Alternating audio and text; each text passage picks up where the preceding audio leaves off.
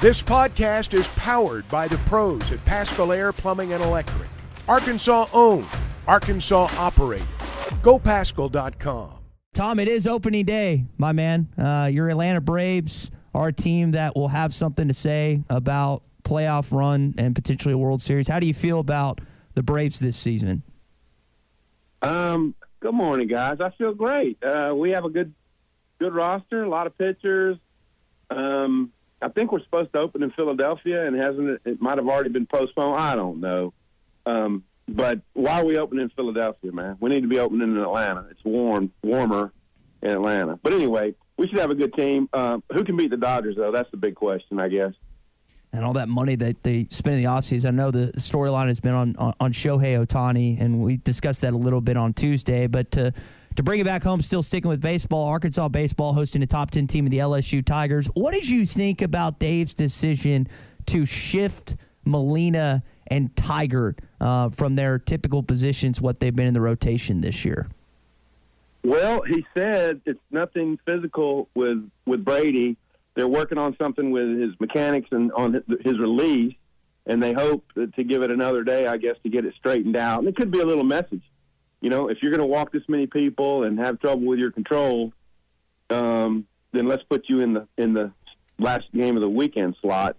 But I don't know anything beyond that. Molina has been hard to hit, and he's held teams down generally.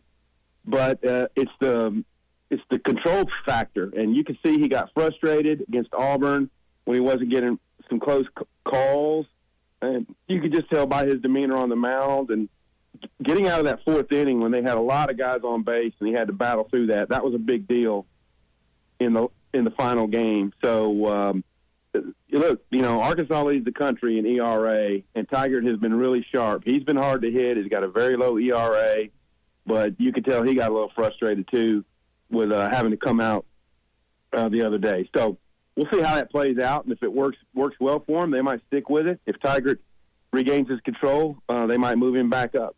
Yeah. Some of this, I think LSU knows that, hey, their backs are, I don't know if they're pressed firmly to the wall, but they're certainly close to the wall. Their schedule is just unbelievably difficult, the first half of their SEC schedule.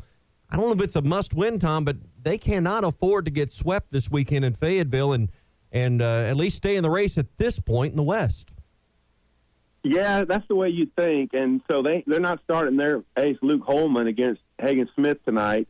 Looks like he'll go in game 2. And I mean, he's been really tough to hit. Then low batting average against. He was at Bama last year, and obviously he's pitching a lot better for them this year. I'm not sure, there's great talent on that team, but you look at them, they're batting .293. They got a couple tough, Travinsky's hitting well, and Tommy White at third base is hitting well, but they're not getting up and down the order type hitting. But they do show patience. They're a good two-strike hitting team. And Arkansas is going to have its hands full. I expect this to be – I know that there's some national media coming in to cover this one, so this is going to be a fun one, 1 versus 7. Tom Murphy with us on the McClarty-Daniel hotline. Let's shift gears to football because Sam Pittman's going to speak with the media later today. You've been at spring practice since it resumed a couple of days ago. What did you see the last few days, and anything you anticipate to hear from Coach Petrino later on? Let's see. It's been really cool to be able to view all the practices so far. I mean, we've gotten to see every period, and well-oiled machine might be a way to put it. It never ceases to amaze me how well they coordinate, where everybody's going to be, especially when they go indoors, because that's a lot of guys out there, and they run from drill to drill really nicely. I wrote about on Tuesday when they came back from spring break how the ball was on the ground too much. I think there was a fumble or two that were like unforced. Just a guy lost the ball, and there was a couple of picks. So I expect ball security to be a focus and probably better today. Not sure what they're going in. They were in shoulder pads and shorts on Tuesday. They might go full pads, but obviously we got the scrimmage coming up on Saturday. And I tell you, I think this receiving core, I think they're going to work out okay. If you got lead guys like Andrew Armstrong and Tyrone Broden, who's much better. Isaac Teslaw had a great day on Tuesday. And then you've got the sort of guys like Satania, who's going to give you the speed factor.